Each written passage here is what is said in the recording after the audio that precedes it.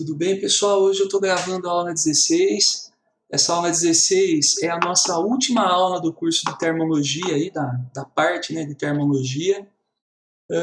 A gente vinha trabalhando nas últimas aulas, né, alguns conceitos de termodinâmica, e hoje a gente fecha, então, com o assunto segunda lei da termodinâmica e ciclo de Carnot. Tá? Coloquei junto aí esses dois assuntos que são bem...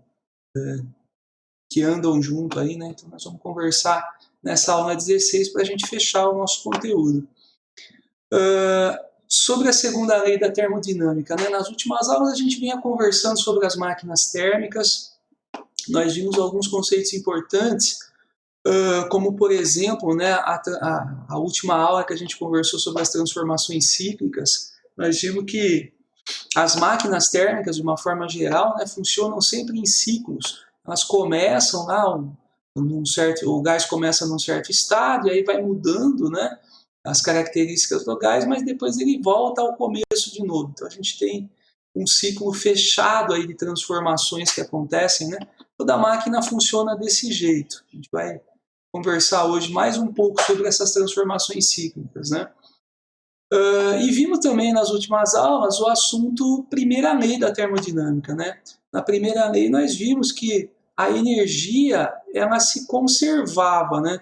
A quantidade de calor que entrava numa máquina térmica ela era usada para realizar trabalho da máquina, né? Fazer a máquina se movimentar, o êmbolo da máquina e tal. E uma parte dessa quantidade de energia que entrava variava a energia... Opa, variava a energia interna do gás, né? Então, o que a gente tinha era um esquema que eu mostrei para vocês, né? Onde eu colocava aqui calor, né? Colocava fogo aqui embaixo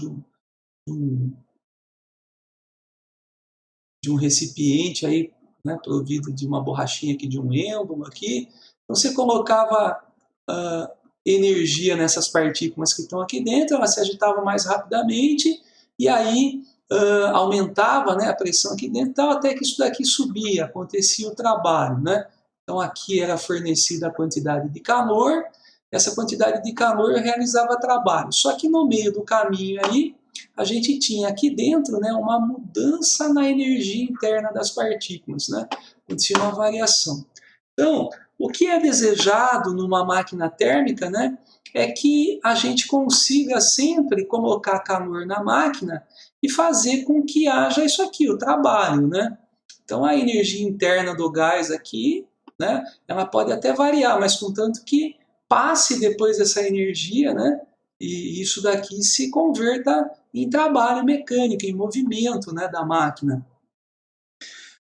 O que nós vamos ver hoje é uma continuação, então, dessa ideia do funcionamento da máquina, né? Então, aqui a gente via, né, já conseguia ver aqui a energia entrando na máquina, saindo de um outro jeito, né? A máquina transformando aí a modalidade de energia, mas a gente só viu a equivalência aí entre calor, né, energia térmica aqui na entrada, e energia de movimento na saída, né?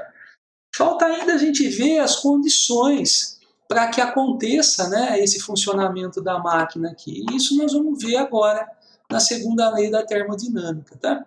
Antes de falar, de definir as equações da segunda lei, né, eu vou mostrar para vocês aqui a máquina térmica. Então, essa máquina que eu peguei aqui, ela funciona com uma caldeira aqui, né? É uma máquina de uma locomotiva, por exemplo, né? De um trem. Então, a gente tem aqui a caldeira, né? Então, é colocado aqui lenha e tal para queimar. Então, esse aqui é o combustível, né? Aí, esse calor é fornecido daqui. A gente vai chamar hoje de fonte quente essa região aqui da máquina, ó, onde vai sair, né, o calor. Esse calor vai esquentar aqui a água, né? Essa água vira vapor, entra pela tubulação aqui, e quando ela entra nessa região aqui chamada pistão, né, no pistão da máquina, ela vai aumentar a pressão aqui dentro e vai impulsionar, então, esse êmbolo aqui, que acaba indo para frente, né, e movimentando aqui, ó, através dessa biela, movimentando essa roda, que está ligada por correia a uma rodinha menor, né? Essa rodinha menor, por causa do tamanho aqui do raio dela, né? Olha, ela vai girar mais do que a primeira aqui, né? Então existe uma relação inversa aqui entre as duas rodas, né? Então, se por exemplo, se eu tiver aqui metade do raio que tem aqui em cima, então isso aqui vai girar o dobro dessa daqui. Então vai girar bem rápido aqui. Aqui a gente tem um motor elétrico acoplado, ó, tá vendo? Então quando isso aqui girar, vai produzir energia elétrica que vai ser usada para alguma coisa aqui. Então a gente consegue, a partir do calor, né, obter energia de movimento aqui e depois aqui no final até transformar em energia elétrica, né? Então isso aqui é uma máquina transformadora aí de calor, né? Uma máquina térmica, transformadora de calor em movimento, né? Então eu queria mostrar para vocês essa máquina porque eu achei ela bonitinha aqui, né? Bem fácil de perceber aqui o funcionamento dela, né? Agora vamos pensar nessa máquina por um esqueminha mais simplificado para a gente poder definir as equações, tá? Então vamos lá. Olha, esse esquema está muito parecido com aquele que a gente usou quando a gente falou de primeira lei da termodinâmica, né? Mas agora tem algumas modificações. Então, olha, essa região aqui eu estou chamando de fonte quente. Naquela tela anterior seria a caldeira, né? O fogo que aparece ali. Então, a fonte quente ela vai mandar, ó, uma quantidade Q1, a gente vai usar esse símbolo assim, Q1, para representar o calor que entra na máquina, tá vendo? Então, a fonte quente fornece esse calor para a máquina, aí as partículas que estão aqui dentro, né, vão ganhar essa energia, vai acontecer lá aquela variação da energia interna, mas isso deve ser passado aqui para o movimento da máquina. Ó, esse símbolo aqui é o símbolo de trabalho. Então, o calor que entra na máquina sai na forma de trabalho, né? Vai sair aqui na forma de trabalho. Só que eu estou acrescentando aqui, ó, uma outra saída do calor aqui, ó. Estou falando aqui que ele está saindo também, eu chamei de Q2 aqui, uma quantidade de calor, uma parte desse calor que entrou, né, não foi transformada em trabalho, ela sai aqui para uma outra região chamada, uma outra câmara, ou região chamada fonte fria. Essa fonte fria ela pode ser alguma coisa específica da máquina, algumas máquinas têm sistemas, né, de resfriamento e tal, e outras não. Por exemplo, essa anterior aí que eu mostrei para vocês, né? Vamos voltar rapidinho aqui.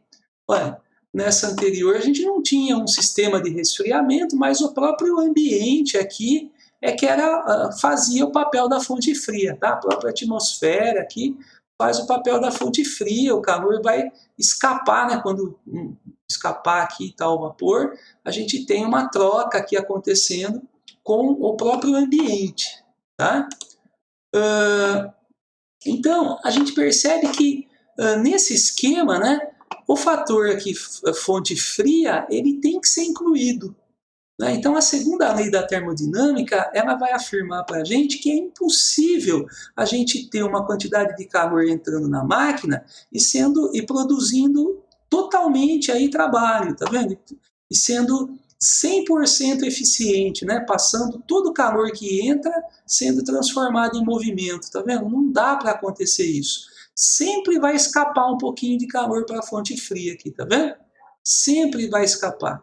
Isso é uma lei física. Algumas pessoas não contestam isso até hoje, né? Acreditam que a gente só não tem tecnologia suficiente para que o calor não, né, fique preso aqui dentro e tal, mas na verdade o que a gente sabe é que isso daqui é uma lei mesmo, né? Pode ser provada matematicamente, nós vamos ver isso aí nas equações, né? Bastante simples mostrar para vocês que realmente a gente sempre vai precisar dessa fonte fria aqui, tudo bem? Até porque no mundo microscópico, né, o mundo dessas partículas que a gente está imaginando aqui em movimento, das partículas do gás, essas paredes do recipiente aqui que parece que vão segurar, né, a energia térmica, na verdade elas não existem, né, no mundo microscópico. Então, no mundo microscópico a gente tem partículas aqui fora, ó, de ar, né, que está aqui fora, partículas aqui dentro que estão recebendo calor e partículas das paredes do recipiente. No mundo microscópico tudo isso daqui é a mesma coisa, né? Então esse calor não encontra barreira para passar. Então, ele acaba passando aqui, tá? E a gente vai ter, então, o ambiente, a gente não consegue isolar. Então, não tem como isolar o gás que está aqui dentro do restante do universo aí, né? Então, essa energia ela vai fluir sempre, né, da onde tem maior energia, maior quantidade de energia, para onde tem menor quantidade de energia, né? Da maior temperatura para menor temperatura. Então, sempre vai acontecer esse fluxo. Inclusive, essa ideia de fluir do maior para o menor é uma outra consequência da segunda lei que a gente não vai ter tempo de conversar, seria um outro enfoque da segunda lei da termodinâmica. A segunda lei ela leva a muitos caminhos diferentes, aí, muitas ideias interessantes, mas a gente vai ter tempo só de conversar dessa parte relativa aos exercícios de máquinas térmicas mesmo, né? Então a gente vai focar nessa parte, tá? Mas é bem interessante para quem quiser estudar um pouquinho mais sobre a segunda lei, vocês vão encontrar coisas bastante interessantes aí. Vou voltar para cá. Então, o que dá para a gente escrever, né, desse esqueminha? A gente pode começar escrevendo o seguinte, ó, que o trabalho realizado aí, então, pode ser pensado, né? Olha aqui o trabalho, ó. É uma quantidade de energia que está sendo realmente usada nesse trabalho e a energia realmente utilizada. O que ele é em relação ao Q1 e ao Q2, né? Ó, ele é a parte do Q1 que realmente foi usada, mas uma parte do Q1 saiu aqui, né? Então, o que ele é? Ele é, pessoal, a quantidade 1 de calor que entrou na máquina menos a quantidade 2 que saiu aqui para a fonte fria. Né? Vamos supor que entrou aqui 100 joules de energia, ó. Tá vendo? Então, se eu vejo, ó, se entrou 100 joules, por exemplo, aqui, né? E eu vejo que está saindo aqui 60 joules de energia, por exemplo, é porque para a fonte fria aqui foi 40. Né? Então vejam que o trabalho, na verdade, ele é a diferença entre essas duas quantidades, ó, Q1 menos Q2. Então essa é uma primeira relação que a gente pode pensar numa máquina térmica, né? Agora, a segunda relação que eu queria mostrar, e que é bem importante aqui nas máquinas, é a relação de rendimento, de eficiência. Então, a gente pode medir a eficiência dessa máquina, né? Se a máquina sempre vai perder um pouco para o ambiente, se não dá para a gente eliminar, né, essa fonte fria, então aqui eu sempre vou ter, no trabalho, né, sempre vou ter uma parte da energia que está entrando na máquina. Agora, quanto mais eu tiver aqui no trabalho, né, maior vai ser a eficiência da minha máquina, quer dizer, eu estou usando mais da energia que eu estou recebendo, né? Vocês percebem? Isso não só para máquinas térmicas, para qualquer máquina, né? Qualquer máquina a gente pode pensar desse jeito aí. Essa ideia de eficiência é explorada lá também na mecânica. Nós já conversamos sobre isso, sobre o rendimento, né?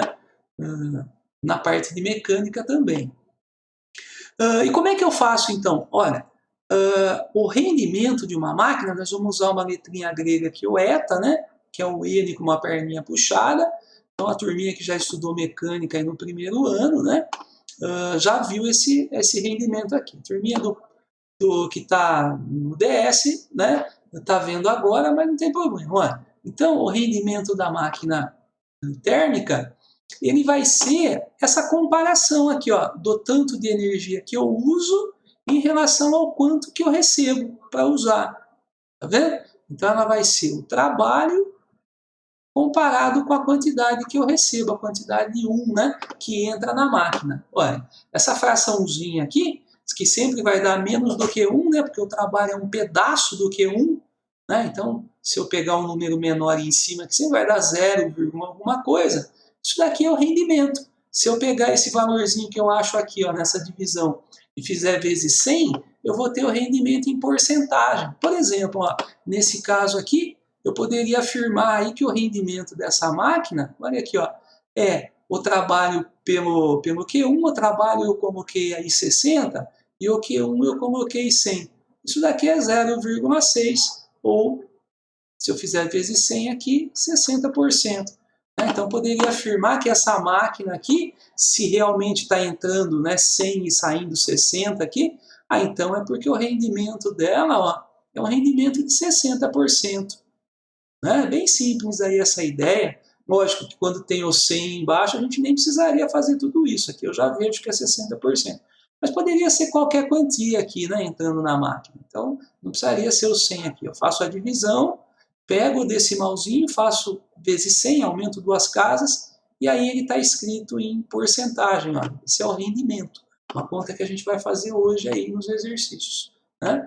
Então, vejam, eu já tenho duas relações matemáticas aí. O trabalho é Q1 menos Q2, isso é uma verdade, né? Ó, esse trabalho aqui, ele é a quantidade que entra menos a quantidade que eu perco para a fonte fria.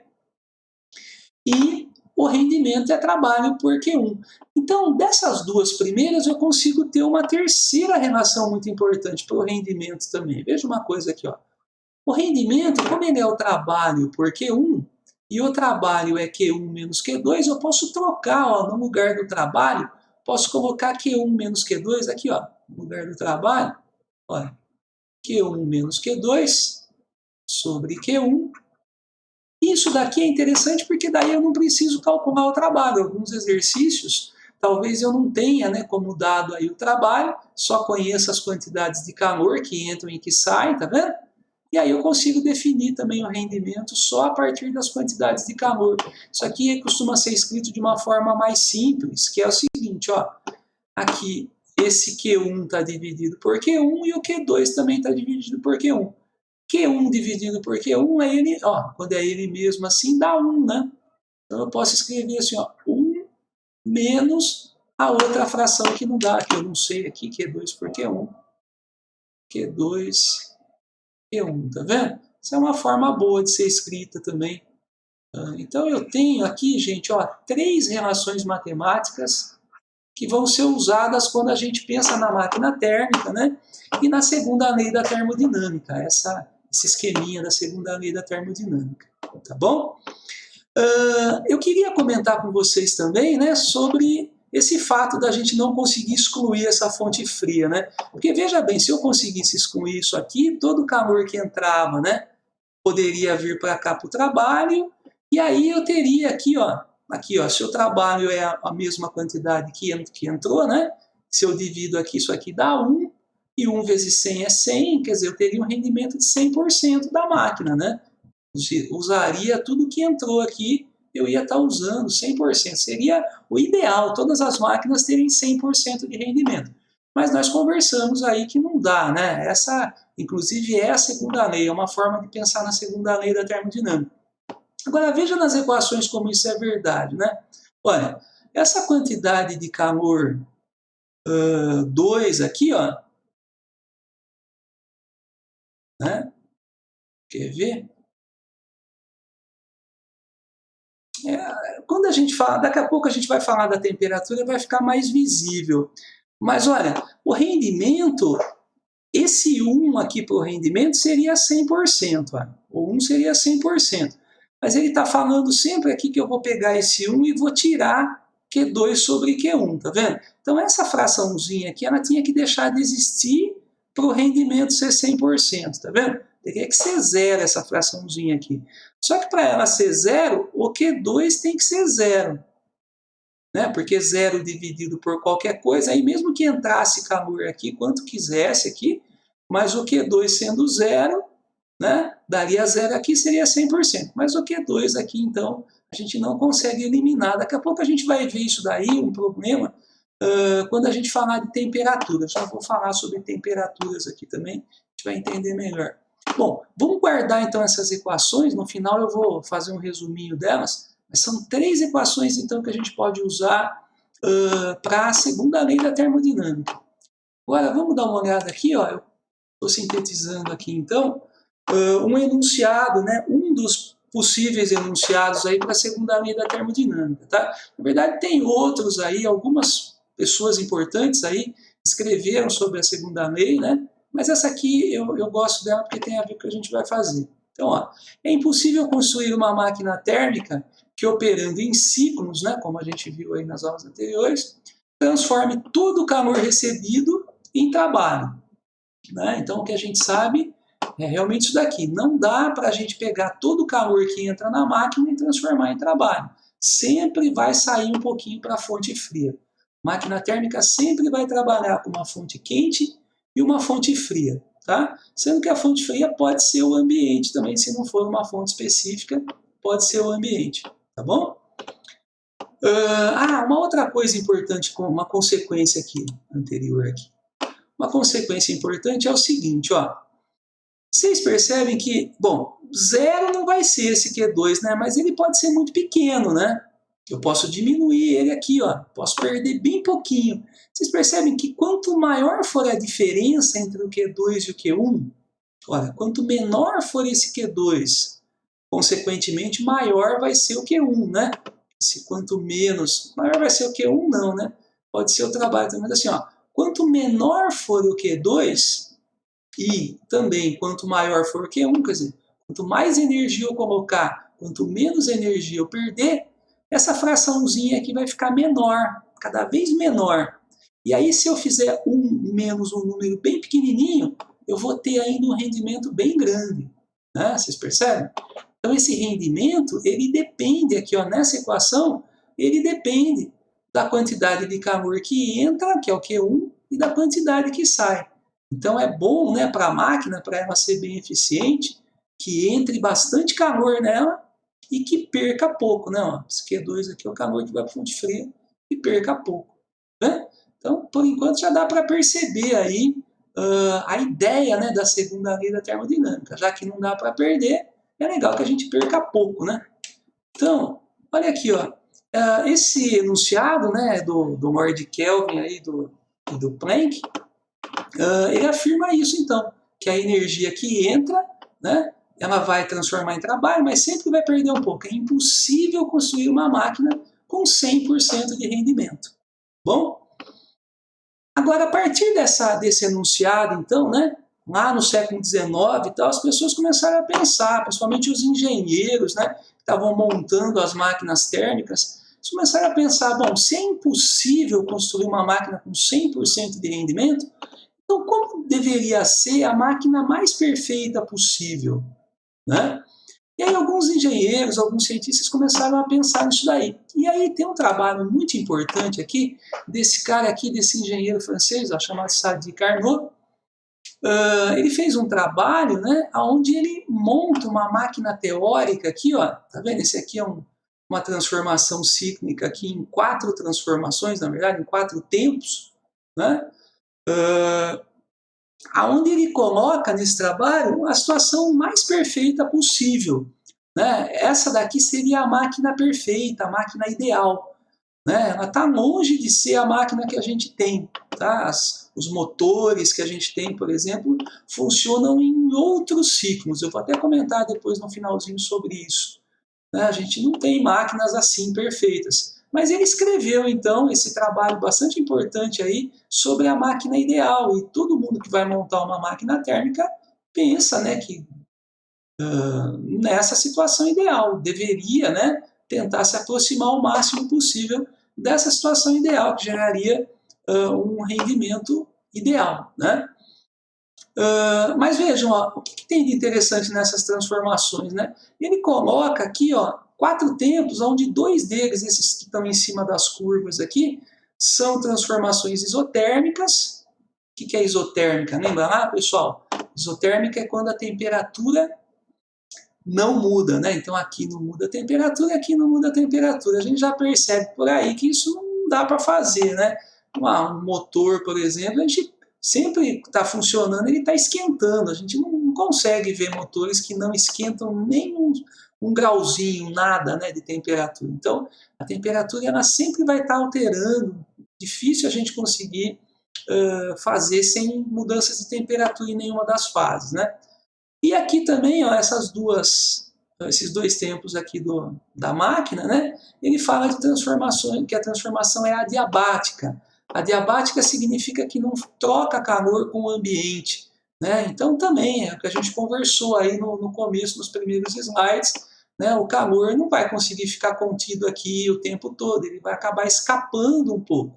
Então a gente não tem aí como fazer, né, com perfeição esse modelo de máquina. Mas o que importa, então, desse trabalho do Carnot, né? Bom, esse trabalho ele tem uma consequência, uma conclusão aí que ele chegou bastante interessante. Ele fala assim, que se a máquina fosse montada dessa forma, as quantidades de calor Q2 e Q1, que são as quantidades, né, da fonte fria, que saiu da máquina e que entrou na máquina, elas seriam proporcionais às temperaturas. Vamos lembrar que essas temperaturas estão em Kelvin, hein, pessoal? Temperatura absoluta, né? Desculpa, aqui é T2 e T1. Né? Então, o Carnot ele falou isso, que se eu construir uma máquina nesse formato, desse jeito, as quantidades de calor que entra e que sai serão proporcionais às temperaturas. Então, por exemplo, se eu tiver aqui um Q1, né, uma quantidade de calor que entrou, e aqui no Q2 metade, por exemplo, metade saiu para a fonte fria. Então, a temperatura também vai ser né, o T2 vai ser metade do T1 também. Então, eles vão ter a mesma proporção. Tá bom? Se eu tiver um Q1 que é 10 vezes maior que o Q2, a temperatura 1 aqui vai ser 10 vezes maior que a temperatura 2. A consequência disso, pessoal, é o seguinte, que a gente pode pensar agora, né, pensando numa máquina nesse formato, e a grande maioria das máquinas que a gente vai aplicar em exercícios, né, ele vai chamar de máquinas de Carnot. E quando ele usar esse termo é porque a gente está pensando nessa máquina perfeita aqui, e aí a gente pode pensar nessa regrinha de proporção, né? Nós vamos poder trocar, no lugar de Q2 e Q1, nas quantidades de calor, nós vamos poder pensar com temperatura 2 e temperatura 1.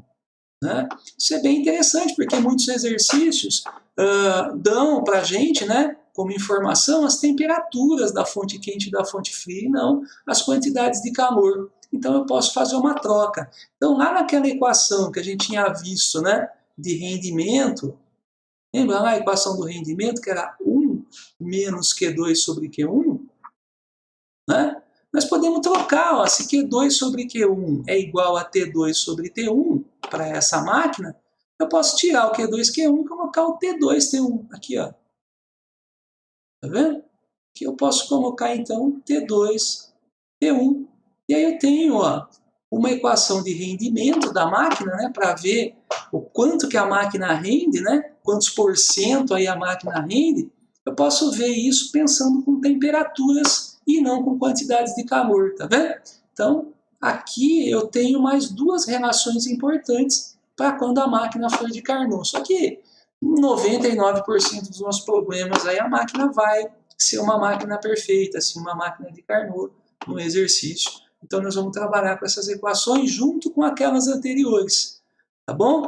Vejam então agora, é isso que eu queria mostrar para vocês, olha, que não deu certo lá na primeira parte. Olha aqui, ó, essas temperaturas elas estão em Kelvin. Eu tinha falado para vocês que essa temperatura aqui, ó, ela deveria ser a menor possível, né, para ter o maior rendimento possível.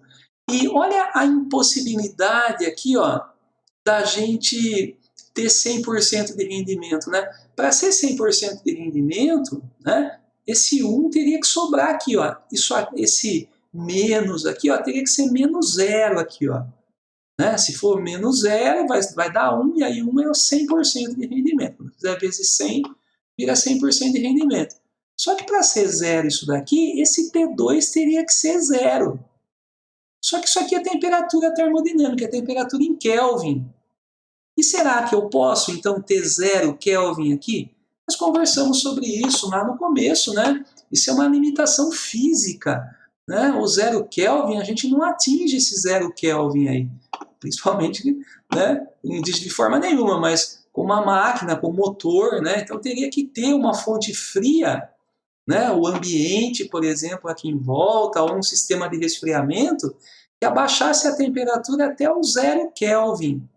E não dá para fazer isso, né? Então, como não dá para zerar aqui, isso aqui não vai virar 0, e, consequentemente, eu não vou ter 1 nunca, não vou ter 100% de rendimento nunca, né? Então, isso comprova aí, matematicamente, aqui, né? Pelo menos nessa relação aqui, a segunda lei da termodinâmica, né? Tudo bem? Então, ó, esse slide eu estou mostrando aqui, um resuminho, né? das equações. Então, tinha definido para vocês essas 3 primeiras equações para a segunda lei da termodinâmica. E depois eu falei sobre o ciclo de Carnot, a máquina perfeita, e vimos mais 2 possíveis. Então, é assim, ó, se o nosso exercício for sobre a segunda lei da termodinâmica, falar de máquina térmica, né? Mas não estiver falando do ciclo de Carnot, se ele não falar que é uma máquina de Carnot, eu só posso usar essas equações aqui, a primeira parte. Agora, se ele falar que é uma máquina de Carnot, eu posso usar todas essas e também essa parte do Carnot. Tá vendo? Então, quando é uma máquina de Carnot, eu posso usar as 5 equações aqui. Aí vocês podem falar, nossa, mas quanta conta, quanta fórmula diferente, né? Para os mesmos exercícios. A ideia é a seguinte, ó, quanto mais relações eu tenho diferentes, né? Mais ferramentas eu tenho para resolver o meu probleminha. Tá? Então, vocês vão perceber que nos exercícios fica muito fácil resolver, porque a gente vai ter saída para toda a situação aqui. Muito melhor do que se a gente tivesse uma equação só e tivesse que ficar trabalhando, né, deduzindo, pensando muito aí para resolver. Então, bem sossegado aí os exercícios, porque envolve bastante coisa, tá? Bastante relação diferente aí, então tem saída para tudo aqui. Eu vou deixar para vocês um exemplo, tá? Estou com um exemplo aqui de aplicação, bem parecido com o que vocês vão fazer para mim. E no final eu quero ver se eu mostro para vocês mais uma última coisinha aí. Vamos lá. Então, o nosso exemplo, pessoal, ele fala de uma máquina térmica de Carnot. Vejam lá, então, ó, que ele está afirmando aqui que essa máquina é a máquina de Carnot. Isso significa que é uma máquina ideal. Aquela máquina, né, que nós vimos lá, que funciona naquele ciclo, né, com transformações isotérmicas, adiabáticas, e então com o maior rendimento possível. Então, por causa disso, a gente pode usar todas as equações que a gente viu na tela anterior, né? Bom, aí ele fala o seguinte, ó, que essa máquina recebe de uma fonte quente 1000 calorias por ciclo. Vamos anotar essas informações primeiro. Ó. Então, o que é esse 1000 aqui? A quantidade de calor que recebeu da fonte quente. Então, esse 1000, pessoal, é o Q1. Tá? Então, a gente vai pensar assim, ó, 1 é quente, 2 é frio. Bom, nesse tipo de exercício aqui, eu estou usando 1 para a fonte quente, e 2 para a fonte fria, tá? 1 para o fogo lá que está mandando calor para a máquina e 2 para o ambiente ou para o sistema de resfriamento que está recebendo o calor. Bom, então, ó, o Q1 aí é 1000 calorias, né, essa primeira informação. Depois ele fala assim, ó, sendo as temperaturas das fontes, né, quente e fria, respectivamente 127 e 427 graus, determinar que tem um erro, pessoal, enorme, né? Isso aqui eu peguei de um livro, e o livro é muito bom, só que esse errinho aqui aconteceu, isso é normal, né? Ele fala de fonte quente e fria, e depois, respectivamente, quer dizer, esse aqui devia ser o quente, esse aqui devia ser o frio, mas a gente sabe, né, que o 427 com certeza vai ser o quente, né? E o 127 vai ser o frio. Então, tem um errinho aí de ordem, mas não tem problema. Então, ó, a temperatura 1, que é da fonte quente, e a 2 da fonte fria, a da fonte quente é sempre a maior, né, pessoal? Então, 427, não tem jeito de errar, né? E a da fonte fria, 127 graus Celsius, né? E aí vamos ter que fazer umas transformações, ó. Tudo isso aqui tem que ser transformado, tá? A quantidade 1 aqui de 1000 calorias, ele fala que cada caloria é 4,2 joules. Vou multiplicar por 4,2 aí, que vai virar 4.200 joules. Tudo bem? Isso aqui é o meu jotinho aqui, que parece um 5, né? Depois, ó, as temperaturas. Também vou somar aqui, né? A gente aprendeu que para passar para Kelvin é só somar 273. Então, 273, 300 com 400 aqui dá 700 Kelvin, né? E aqui 127 com mais 273, 300, 400, isso aqui dá 400 Kelvin. Tudo bem? Agora que eu tenho os valores arrumadinhos, eu vou começar a resolver. Veja, eu tenho 3 informações, então dá para fazer muita coisa aí. A primeira pergunta é sobre o rendimento dessa máquina, né? Como é que nós vamos calcular, então, na letra A aqui, o rendimento da máquina? O rendimento é aquele eta, né? Se a gente voltar na tela anterior, Olha, eu posso achar o rendimento pensando desse jeito, posso achar o rendimento pensando assim, e posso achar o rendimento assim. Eu tenho 3 saídas aí para o rendimento. Eu só preciso ver o que eu tenho no exercício, tá bom? O que eu tenho naquele exercício lá? Eu tenho isso tudo aqui, ó. Eu tenho as temperaturas. Ah, então eu posso sair por aqui, ó. Uma forma boa de eu sair desse exercício é por aqui, e eu vou fazer isso então. Vamos lá? Então, voltando para lá, na letra A, eu vou usar que o rendimento é 1 menos T2T1. Tudo bem? Poderia ter feito, então, com quantidade de calor, se eu tivesse o Q2 e o Q1, poderia fazer aqui Q2, Q1 também, nós vimos que é possível. Se eu tivesse o trabalho, poderia fazer o trabalho pela quantidade 1 aqui, que também é possível calcular o rendimento. Daria a mesma coisa, tá? Vamos fazer a continha aqui na frente, ó. Então, isso aqui vai ser 1 menos, ó, a temperatura da fonte fria, que é 400 Kelvin, pela temperatura da fonte quente, que é 700. Tudo bem? Aqui dá para simplificar, ó, tá vendo? Aqui, ó. E eu vou ter 1 menos 4 sétimos. Como que eu posso fazer essa continha de menos aí? Eu posso pensar que esse 1 aqui é 7 sétimos. Ó, um jeito bom de fazer é pensar que o 1 é 7 sétimos, ó. E aí eu faço a continha, ó. 7 menos 4 é 3, 3 sétimos. Esse é um jeito bom de fazer, tá? Pensar que o 1 é um número dividido por n mesmo, né? Então, a turminha que está no segundo aí já viu isso na parte de trigonometria lá em matemática, né? Só usando esse recurso. A turminha do primeiro ainda não, mas é uma ideia boa, tá? Então, pensa nesse número aqui como sendo esse daqui de baixo, só que em cima e embaixo. Porque daí, ó, eu fico com o mesmo denominador, posso fazer a continha em cima. Ó, conservo de baixo, faço lá 7 menos 4, 3, e aí eu tenho uma fração. Um outro jeito de fazer seria fazer a continha aqui de menos, né? Aí teria que fazer o MMC. Poderia pôr o 1 embaixo aqui do 1, o mínimo dos dois aqui seria 7, aí divide pelo de baixo, multiplica pelo de cima, faz a continha de menos com fração, né? Que a gente chega também em 3 sétimos. Se eu dividir aí 3 por 7, eu vou ter um decimal, né? Então eu fiz essa divisão aí, 3 por 7, e deu 0,4428. Vamos colocar 0,4 para ficar mais simples aí. 0,4. Deixa eu ver se tem uma aproximação melhor aqui.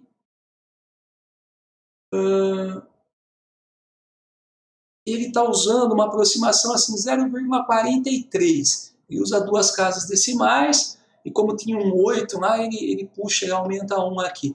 Então é a divisão, tá? Fez a divisão, aproximou aqui, porque tinha muita casa, eu aproximei. Isso aqui é aproximadamente 0,43. Isso daqui, então, se eu fizer vezes 100, fizer isso aqui vezes 100 e aumentar 2 casas, eu vou ter o valor em porcentagem, ó, 43%. Opa! 43%, tá vendo? Então, isso daqui é o rendimento dessa máquina, quer dizer, cada 100 joules que entra na máquina, 43 ela usa para fazer o serviço dela, o trabalho. O restante ela perde, tá bom? Então, isso é a eficiência dessa máquina. Essa máquina tem 43% de eficiência. Se eu pegar uma outra que tem 50%, 60% de eficiência, vai ser melhor, né? Vai estar funcionando melhor, porque vai estar usando mais a energia dela para fazer o trabalho. Tudo bem?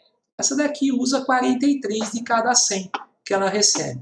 Depois, vamos para a letra B, pessoal. Na letra B, ele fala assim, quanto que é o trabalho, ó, medido em joules, né, realizado pela máquina em cada ciclo. Agora eu quero saber o tal, né? Eu quero saber esse aqui, ó, essa letrinha aqui que é o tal. Como é que eu descubro o trabalho? Então a gente pode usar, por exemplo, agora, aquela formulinha do rendimento, ó, que falava que para determinar o rendimento eu posso pegar o trabalho e dividir pela quantidade 1. Tá vendo? Esse trabalho é o tanto que eu uso de energia. A quantidade de 1 é a quantidade total. Quando eu comparo o pedacinho que eu uso pelo total, eu tenho rendimento, né? Esse é um jeito de fazer, tá? Poderia também fazer Q1 menos Q2, mas como eu não tenho Q2 ainda, né? Então é melhor usar desse jeito. Vamos lá? Fazendo a continha aqui, ó. eu vou ter no lugar do rendimento esses 43%, mas é assim, ó. Para escrever, eu escrevo assim, com o símbolo de porcentagem. Eu costumo escrever assim. Só que para pôr na conta aqui, a gente nunca usa esse símbolo. A gente usa assim, ó, na forma decimal. Tá? Então, os 43%, quando eu vou pôr aqui na minha continha, eu coloco 0, opa, tá muito ruim isso. 0,43. Tudo bem? O trabalho eu quero saber, e o Q1, olha lá, é 4.200 joules, né? A gente tinha de informação aqui no começo. Aí é só fazer em X aqui, pessoal. Se eu fizer em X aí, eu vou ter que o trabalho olha aqui, ó, fazendo em X, 4.200 vezes 0,43, tá? Essa continha também eu já fiz aqui para ficar mais rápido. E dá 1.806, ó. Então, essa continha de vezes aqui, 1.806 joules. Tudo bem? Então, descobri mais uma aí, o trabalho realizado pela máquina. Quer dizer, o tanto de energia que está sendo usado mesmo, né? Então, está entrando 4.200 joules na máquina, só que desses 4.200 ele está usando 1.800 aqui, ó, para fazer o trabalho. O restante está indo para a fonte fria, né? Está indo para o ralo aí, né? Está escorrendo para a fonte fria. Tudo bem? Quanto maior for essa diferença de temperatura, tá? Isso é uma coisa legal aí, nem sei se eu falei. Quanto maior for essa diferença aqui de temperaturas, ó, absolutas aqui, né? Mais eficiência eu vou conseguir ter, tá? Então, mais eficiência eu consigo ter. O interessante das máquinas térmicas é a gente sempre tentar, né, deixar a maior temperatura possível aqui da fonte quente, né, e a menor temperatura possível aqui da fonte fria. Tá bom? Se a gente não consegue, por exemplo, mexer na fonte fria, por exemplo, se a fonte fria for o ambiente, né, a atmosfera, eu não consigo mexer, então eu mexo aqui na fonte quente, eu forneço mais combustível lá, né? Por exemplo, para a caldeira, né? Mais lenha na caldeira lá, eu consigo aumentar essa temperatura e aí, aumentando a diferença aqui, eu consigo ter um rendimento maior, tá? Vamos lá, a última parte aí do exercício, letra C, ele fala assim, qual é a quantidade de calor rejeitada para a fonte fria? O que ele quer saber agora, pessoal? O calor que está saindo para a fonte fria é a quantidade 2, né? Então, 1 é quente, 2 é frio. Estou querendo saber a quantidade que está saindo agora. Agora, como é que eu posso descobrir esse Q2? Vamos voltar lá para a gente olhar as equações? Olha aqui, ó. O Q2 ele pode ser descoberto aqui, eu acho que é a forma mais simples de todas, né? Eu já tenho o trabalho, já tenho o quanto que entrou na máquina, eu consigo descobrir o quanto que saiu. Mas eu poderia usar essa relação, por exemplo, fazer em X aqui, tá vendo? Porque eu tenho as temperaturas e tenho as quantidades de calor. Poderia fazer aqui, tá? Todas, a maioria delas eu já poderia fazer agora, porque eu conheço quase tudo do exercício, né? Mas eu vou pegar essa relação mais simples, então, para terminar o meu exercício. Vamos lá? Então, trabalho é a quantidade que entra na máquina menos a quantidade que vai para a fonte fria, né? É só lembrar da máquina, né, pessoal? Olha, né? O trabalho, o quanto que eu estou usando, é o quanto que entrou menos o quanto que eu perdi. Isso que eu estou usando, né? E aí, se eu tenho aqui, ó, 1.806 de trabalho e tenho uma quantidade que entrou na máquina de 4.200 joules, né? Então, eu consigo descobrir o Q2 aí, tá bom? Eu vou mandar esse Q2 para lá e o 1.806 para cá para poder separar as coisas. Vai ficar assim, ó, Q2 igual a 4.200 menos o 1.806 que passou. E aí eu tenho aqui o Q2, pessoal. O Q2 aí vai dar... É isso, 2.394. Olha aqui, ó. 2.394 joules. Tudo bem? É isso mesmo, né? 2, 3, 4, 100, 4 e 200. É isso aí. Então, olha, esse é um exemplo. Eu tentei pegar um exemplo mais completo possível, né? Porque tem bastante coisa aí. Acho que tudo que vai ser perguntado aí está aqui dentro desse exemplo, né? Bastante coisa. E vejam que a parte matemática, apesar de ter várias equações, né, ela fica bem simples, porque a gente tem saída para tudo, né? Só vai precisar arrumar primeiro aqui as unidades de medida, a maioria das vezes, né? E depois procurar a relação mais simples aí para trabalhar. Para finalizar essa aula, eu queria deixar para vocês também só uma última tela, porque a gente falou do ciclo de Carnot, viu uma máquina ideal, uma máquina perfeita, mas nós vimos que não existe uma máquina perfeita, né? Porque a gente não consegue isolar a máquina do ambiente, não tem como isolar totalmente do ambiente, né? O calor sempre vai ser perdido pelo menos um pouquinho, a gente não tem 100%. Mas eu queria mostrar então uma máquina verdadeira para vocês, né? Então, olha, esse aqui é o nosso motor dos carros aí, motor a combustão, né? Motor de gasolina, de álcool e tal. Deixa eu mostrar ele de uma forma melhor para vocês.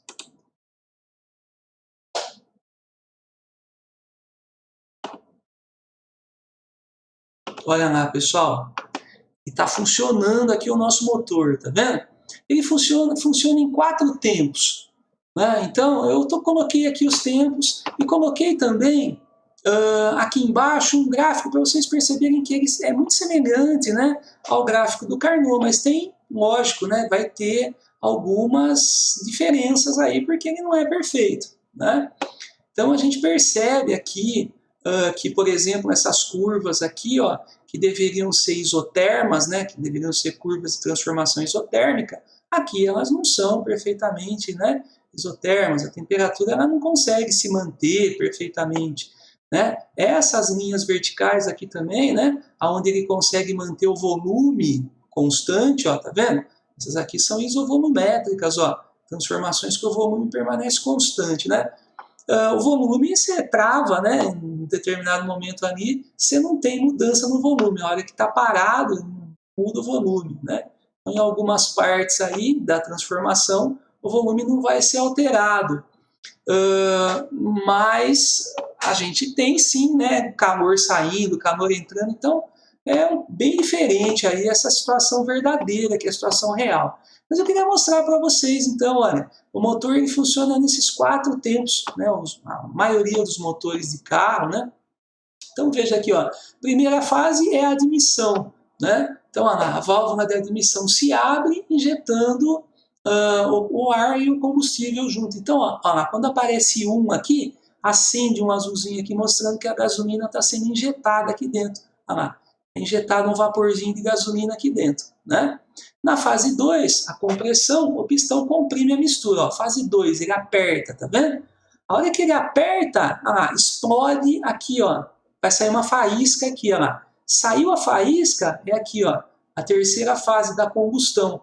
A vela de ignição solta uma pequena faísca e explode. Ó. A hora que acendeu a faísca aqui, ela explode e empurra isso para baixo. Isso aqui desce, né? E aí acontece a exaustão. A exaustão é quando escapa o vaporzinho. Ó. Olha que ela desce, olha a quarta fase, quer ver? Quando apareceu 4, ó, tá saindo por aqui, então, o vapor que já foi utilizado, tá vendo? Da queima aqui, ele escapa por aqui e vai lá para o escapamento e tal, e vai embora, né? Aqui, ó.